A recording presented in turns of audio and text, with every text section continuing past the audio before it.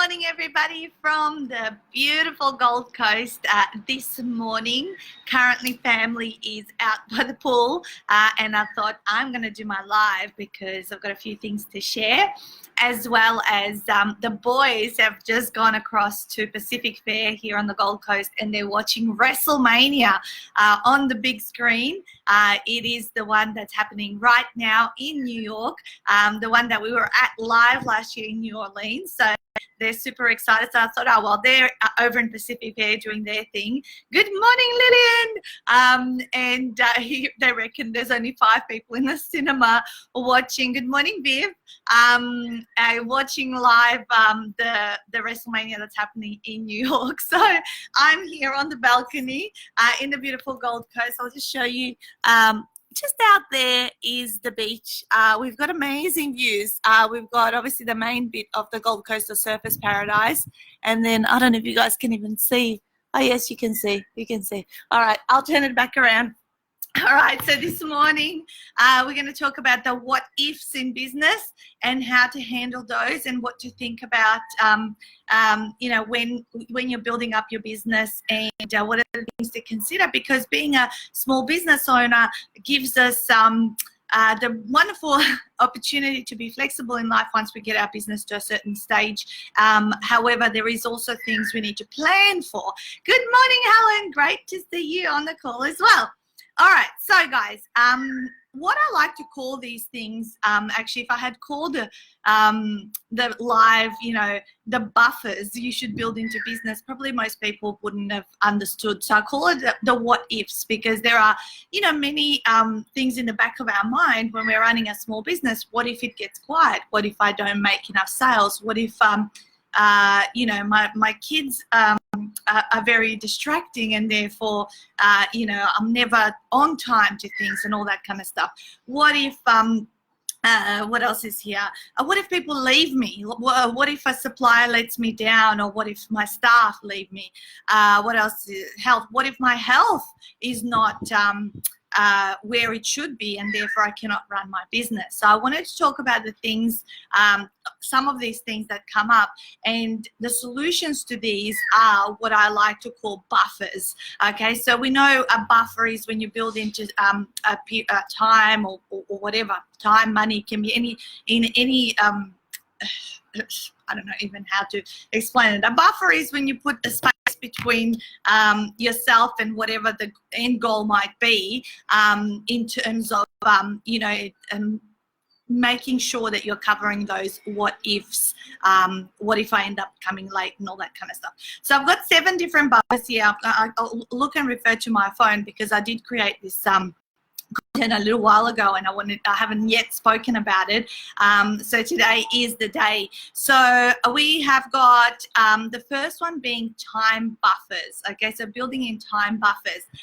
And one thing I have written here is don't steal other people's time. If you arrive late to meetings, not only does that make you look like you're unprofessional and perhaps, you know, the first impression straight away, you know, ends up being skewed. But what that does is it also, on a personal level, it's theft from other people's time. So don't steal other people's time. Arrive to places early. Always build in time buffers. Whenever it's peak hour traffic, I double the time that my GPS says. I don't care if I arrive there 15 or 20 minutes late or even longer. I will sit there in my car. And being a small business owner, a lot of us run our businesses from our laptops and phones. Right now, being on the Gold Coast in the middle of a holiday, guess what? This can still happen because obviously a lot of our businesses nowadays are quite mobile. So you can be doing other work and not be late to meetings. I absolutely, it's one of my biggest pet hates, and I think, you know, it's been translated to our family and our kids, and that's how I was always raised. You arrive on time or you arrive early. So always build in time buffers, and that way you're not going to be building a poor perception of who you are, and become the person who's known as the, oh, they always come in late. Oh, you know, other people, even though people joke about others being late, or, oh, yeah, you know, they take too long to do this and that. Try not to be that person, because otherwise you won't be relied upon, and also you'll stop being invited to certain things, or to have certain meetings, and you'll miss opportunities, and then you'll go, I don't even know why they won't do business with me. You know, haven't done anything wrong and whatever it is, but being late is a complete no-no. All right, so that's one big one. So don't steal other people's time. Always arrive on time. Build in time buffers. If you're in a busy city, double your GPS prediction of where you need to go to, and get there early. And if you get there early, do a live stream, add some value to people online, do something on your phone, reply to a few emails, and before you know it, I mean, we know how to distract ourselves so well nowadays with these freaking mobile devices. That's why as soon as I finish my work this morning, that I have for an hour and a half, I'm leaving my mobile device in the apartment, and all we're taking is my mum's phone for photos, because my mum's phone does not have any business stuff on it, so that we can switch off. But we are so great at distracting ourselves. So what if you arrive somewhere early? You can end up doing something different and actually clean out your inbox and work on the inbox zero principle that we've spoken about so many times. Good morning, Megan. Good morning, guys. Lots of you coming on live. All right, here we go. The second buffer. Okay, so this is handling if you come on a bit late, it's all about the what ifs in business, and you can counteract the what ifs if you build in buffers into your business. So number 2 is money buffers. So build up, just in case, backup, and keep growing it because cash is king. So what do I mean by this? So many people can live week to week or paycheck to paycheck, or in business, you know, you can have a huge influx of cash flow, you know, at certain periods of the year, and other times, you know, there might not be any. This is where, as your business grows, so should your savings, so should your backup stuff, so that what if your business went quiet for about 3 to 6 months? Will you be in complete trouble, or will you have you know, tied it up and put some money to the side so that you can you know, go through this period and work out how to turn it back around? So I've been very, very big on this, and I've been doing it since day one.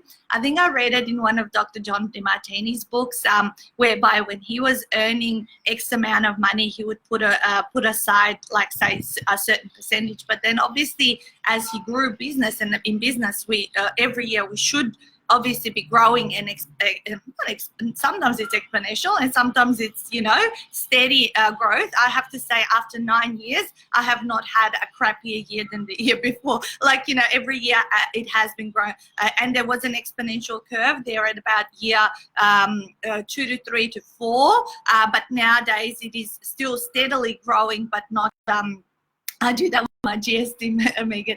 Yeah, and I mean, money buffers is not just about savings, but absolutely tax. You know, when I went to my pre-tax planning appointment just this Friday gone, before we went away on our holidays, guess what? Of course, as the business has grown, so we did the tax. Our business has turned out to be way more profitable. May not have grown, you know, exponentially in sales, but it exponentially grew in profit, because obviously we brought in all our in-house publishing within in-house, and therefore the calculations have changed, and therefore tax massively has impacted in terms of what we will be paying. So therefore, having my money buffers, and also having money buffers, but not just that. So not just tax buffers and things that you know, because when you're paying out significant amounts, $20,000, $30,000, $50,000 a quarter in tax, that can kind of happen. What I'm talking about here is having the buffers that are going to take care of you, your core, your family, and all that kind of stuff. Should things, you know, slow down for some reason, or something, you know, surprises happen. You know, who knows, you know, where we're going to be, what's going to happen tomorrow. We just don't know. So we just have to be grateful for the present moment and keep taking the best actions we possibly can. But back to my Dr. John DeMartini point that he was making, that as he reviewed his income going up and his revenue going up, so did his savings. So every time, every 3 to 6 months, I have a look, and then I direct debit out of my accounts, something regularly that goes out into, say, like the pay yourself first or the backup kind of money account, and I increase that. And as you slowly increase it, because when money comes out of, say, a main account that you're using to other accounts on direct debits, like where you've organized it and it's like set and forget, you know what, you learn to live without that money, and you kind of, it just stacks up. This is how recently we paid off our whole home because I kept just putting all that money onto it, just separating a week after week, and small chunks consistently over a period of time, they just build up, and we were able to pay off our home completely, the one that we currently live in. So think about what it is.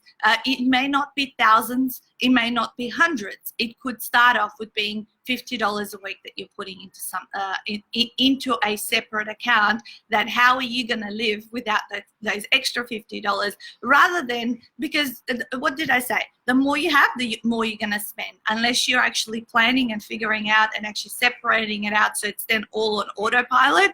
It's human beings. I've lived on a tiny amount of money, figuring out where to save, where to, what kind of stuff to eat and to buy. And now I'm living on higher incomes, but still the bills are bigger. Everything it's just all relative. You just got to plan really, really well. So please build in those money buffers into, as Megan said, tax and GST. You've got to separate that out, because when you're all going to pay it yourself, it can be a very, very big and it can be a very big surprise to some people. So don't make it be a surprise. Don't make money stuff be a surprise and live in the mindset of ignorance is bliss, and then one day realize that you really got to close your business down and go get a job, because there's no way you can make it sustainable and project out. Okay, because actually the real topic title of this live was 7 buffers in business for sustainability and longevity. That was actually the real topic,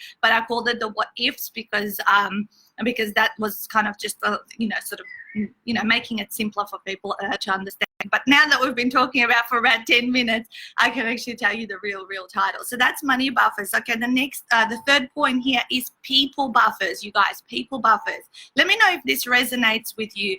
So what I mean by people buffers, so do you know what you're going to do if your key suppliers or staff actually leave you? Okay, because this happened to us about 4 or 5 years ago when no, not quite that long. I think it was three years ago at Christmas. Our Facebook ads guy left us, and with him we had like a 2.5 year relationship, and we were like all set. We were comfortable. Everything was happening. Everything was ticking along really nicely, and I had not worked with anyone in that space before, so I kind of even didn't know, who am I going to find? Where am I going to find them? It's the Christmas period now. How's this all going to happen? Events have to start getting promoted in like 2 or 3 weeks' time for the following year. And I was just like almost hyperventilating in terms of, how I was going to solve this problem. Obviously, that was the very first time that something like this happened, because prior to that, we had obviously myself and Stuart. Of course, we're not going to leave the business, right? But also, never had I dealt with so many people for a period of time and got used to it and all that kind of stuff. And so going through the first experience was very, very, oh my God, did my head in. I was freaking out for 2 weeks nonstop. And Stuart was like, don't worry, there's plenty of people out there who would want to be paid to do this kind of job for us. But for me, it was different. But nowadays, I do approach this a little bit more calmly. But also I'm building some backup buffers in terms of, say, for example, for my virtual assistant or my personal assistant, I said to them from the moment we started working together, look, if at any time you want to do something different and no longer work for us, would it be okay that you told me ahead of time, so we had, say, 2 to 4 weeks time where maybe we can bring someone else in, and then you can spend a little bit of time to train them up so that, the handover and the transition is a little bit easier. And if you have great relationships with your people, you will be able to organize something like this, and going, of course, I'd be happy to, I'd rather have open communication than, someone just, leaving abruptly and, you know, disrupting the flow of the business. Of course, when people leave and move on, the thing that's also going to save your butt is if you have been creating systems alongside them. So alongside my virtual assistant and my personal assistant, constantly we're creating systems of the work that they're doing and what they're doing regularly. So should the handover need to happen, those systems are already there, and the person who's coming on board new can start getting trained up and actually review, watch, and start executing those systems. So this is people buffers, right? What will happen if a supplier leaves you? Where could you find another one? How could you? You know, with suppliers, it's not as difficult or as challenging. However, with people in terms of your staff, it can be, because it could be someone that was working for you for 3, 4, 5 years time, and you just always thought it would be that way. But how is it? So systems are the things that to build into it, and also having that conversation. Look, if it ever came to the position that we need to part our own ways, would it be okay that you told me sort of ahead of time, unless it was something urgent that had to start in a different role quite quickly, but that we spend some time, you know, transitioning and you developing some training and executing some training with the new person that would be taking over your role.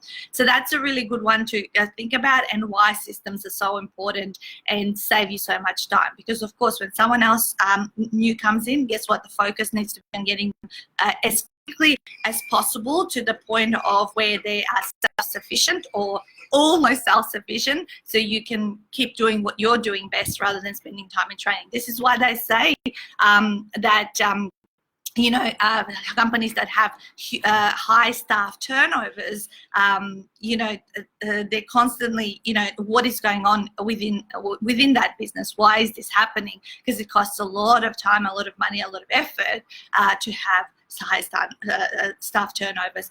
For me, it's really, really key, and I love having loyalty and longevity with the people that I work with, and vice versa work for me, and that's exactly how it's been over the last 9 years. Like most people I've ever worked with, it's never been months, it's been years, 3, 5 years or longer, but there is times where you got to part ways, and people's directions do change. All right, what's our next one? Let's have a look here. Ooh, quiet period buffers. All right, number 4 is quiet period buffers. What will you work on when you're off peak in your business? I know that having a job for people, you know, you work 9 to 5, you have your holidays in a particular time of the year and all that kind of stuff. But in business, most businesses do have off-peak periods, and periods. So the next 2 points are about the peak periods, the quiet period buffers, and the peak period buffers, right? The quiet period buffers. So for us, we have worked out that there's about 5.5 intense months when we are at peak period, like we're super busy, or lots of stuff is going on. But quiet periods are like 2 months over the Christmas period. We generally have a month off events in July. We go somewhere. I mean, the quiet period's also for us to recharge. Right now, we're in an 11-day break, and I would say 95%. We were never meant to go on this break, so that's why I'm also doing this live, because this break was actually planned only very like 3 weeks ago. It just happened, and so but we're entering obviously these 10 days. It's going to be a quiet period. So within quiet periods, what I choose to do in my business is to build up even more systems, to build book all of our flights till the end of the year for all of our upcoming events, set up any documents that I haven't reviewed, so update my documents, update my template emails. Like, there's just so many little things that you can refine and evolve the system to. Like, you know, obviously there's old systems, and our systems are not an old a thing that you do once and then you kind of leave it to the side. Systems are something that we will look at time and time again and go, okay, is there a better way of doing this? Is this project in Asana better formulated this one? All that. Recreation is for quiet period time. Booking of any, for us, it's booking up all our venues, our flights, our accommodations, everything that is about to come. So when peak period hits, you know, we hit the ground running, and we're not actually needing to check for this, to book the car hire, to find a flight that's suitable and all that kind of stuff. That all happens during quiet periods. Any like content creation, for example, right now, I'm nearly at the end of all the content content that I created back in October during the cruise that I was with my mum. So I read books and I get inspired and I get new ideas when I'm on holidays, because I'm in what is it called, in spontaneous time, and in spontaneous time is when we're most creative. So in this period, I start to create some content, or to me it's entertainment, you know, creating like what I'm gonna, and this is what I'm reading off of my phone, is the content that I created back on the cruise with mum, because I was reading books and I'm like getting this idea and all that. Oh, I need to talk about this on my Monday morning live, and so maybe I'll spend, you know, half a day here, or just an hour or so if I feel like it. So when I'm on quiet periods, I generally do things as I feel like it. Sometimes I feel like doing 4 or 5 hours of work and not just sitting around the pool and doing absolutely nothing. Other times I don't. I get into really lazy moods and modes. But when I do feel like doing stuff, then I create stuff. So now when I jumped on Monday morning, guess what? I didn't have to think about what I'm going to talk about. I just pulled out my phone and go, which one out of these topics haven't I done? And which one do I feel like speaking about today? And this was the one I wanted to speak about today. So it was all ready to go, hit live, go for half an hour, do another 15 minutes in my ultimate 48-hour author mastermind, which I'm about to do after this. And then I have one phone call book. So I clustered 3 or 4 activities in a 2-hour block, and then I'm done. That's it for the week. And I'm going to be checking in with my assistants to make sure that all answers to questions that might pop in throughout the inbox are handled, and that's it. And just keep going and living that flexible now laptop lifestyle for these next 10 days. All right, guys. So that's what I do in quiet periods. Is I book up stuff. I relook at some templates and systems and set up stuff. So in peak period, number 5 here, peak period buffers, what do you do? How will you manage? The one thing that I always find most challenging in peak periods is my communication. So even though most people will never say they've noticed that, I've always answered the emails before I've been to bed on the day, or inbox messages, but not as quickly as I would obviously do it if I'm not in a peak period, if I'm just in maintenance mode and all that kind of stuff. So that's the one thing where people drop the ball on, and that's the thing that I want to talk about more on. If people drop the ball when they go into peak periods, they drop the ball on emails, on messages. They kind of, you feel like they've disappeared off the face of the earth, or they've gone on holidays or whatever it is. So what is it that you need to set up, and who do you need to train up to be able to maintain communications? Because I bet you that 90% of stuff that comes and hits your inbox can be handled by someone else and doesn't have to be you. For myself, it's my virtual assistant, my now a personal assistant, who are handling things in the back end, and obviously then debriefing to see what stuff that they couldn't answer that I could give them insight on. And as we hit questions that they can't answer, guess what? They're gonna write up what the answer to that question was, because now it becomes a frequently asked question, and it becomes something that they can now formulate and put in their frequently asked questions, so that they can pull it back out very quickly next time around. And more and more, I'm removing myself from being needed at every second, at every moment. So in peak periods, head down, butt up, doing the work, getting out there. For us, it's a lot of travel, it's a lot of events, setting up a lot of conversations, follow up, things like that. That is key, because it's in peak periods where the major sales occur, so that that you don't need to worry about money buffers, so that everything is ticking over in the quiet periods, and you're not even worried if the business is not, probably 3 months out of the year, I make no sales at all. And it doesn't really matter, because I know that when I am on, that takes care of, the quiet periods, and the fact that, our business is set up so that a lot of people are on their payment plans, then that carries through the quiet periods as well. So there's the consistency of cash flow has been built in that regard. All right, we've got 2 more to cover off with 7 minutes to go. Yeah, number 6. Well, this is for parents, but kid buffers, kid buffers is my one. Children make lots of business owners late and distracted. How will you build in a buffer so that this never becomes an issue? And so many times I told you guys at the start of this call, I will build in twice the amount of time to get to a place when it's say peak traffic time. With my kids I do the same thing. If I have them and I need to get them to a certain place, and you need to get to a business thing and have meetings or whatever it is, I think about who would be available to help me out. How much ahead of time do I need to start preparing so they don't make me late? Because I have never ever been late, because of course if there's an emergency, you might end up being late if your child's sick or you got to take it somewhere, all that kind of stuff. But I have to say, in 9 years, I'm grateful that my kids' health has always been top notch and all that sort of stuff, so I haven't had any those kind of emergencies. But we have had things being cancelled, or people not coming along to look after them, all that kind of stuff, and we have always worked around how. So it's always like pre-planning ahead, like the what ifs. What if this happens? What if that happens? How will I act? Or what's my plan B, C, D, and E? And how will I execute that? And always having that brain switched off to figure out and come up with the solutions. Yvonne just said maintain communications, use a VA, any VA. No, I don't have VA companies that I recommend. I luckily found my VA, Yvonne, through Francesca, who interviewed her originally, and then said, if you'd like her, have a talk to her, see if she would suit you. You can find a ton of virtual assistants through Upwork.com, and of course, then it's all about, well, do you want someone experienced or inexperienced? Mine wasn't experienced, and I trained her up from scratch, which was really great, because then you can mold an untrained and inexperienced person to exactly the type of person you want in your business, and they don't come in with any preconceived ideas. So that's how I did it with ours, but I haven't had too much experience. I had to know who to trust. Yeah, you start off very slowly and you build up the trust, and you let them do more and more things. So I'm 3.5 years in, so there's a huge level of trust, and it's almost family, like going along. You know what, guys?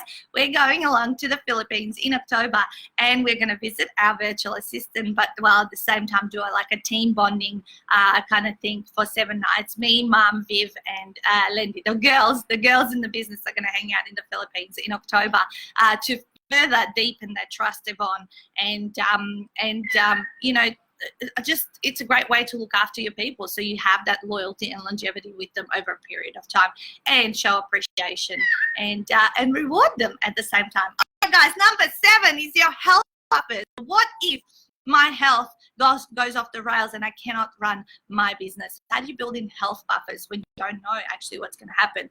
So what are you going to do? How are you going to stay healthy, alert, strong, energized? What will happen if you can't work for a while? Do you have a plan? That's my thing here. What about success, access to your password? How do you handle that? Again, Yvonne, you build in that trust over a period of time. So, and you can give people restricted accesses to certain accounts and all that kind of stuff, but it has never become an issue for me. So an IT person would be the best one to speak to about that. My virtual assistant has my credit card, has all my bits and pieces, and of course with the protection around what we have with credit cards and things like that, we are able to obviously just monitor things. You'll know if there's something dodgy going on. All right, so health buffers, guys. So of course none of us can predict what tomorrow brings and what's going on around our mind and body and all that kind of stuff, but yeah, we can in a way exert certain amount of control, and we can choose and decide what we put in our mouth, how we move our body, what we feed our mind with, and how we maintain our focus in what we're doing.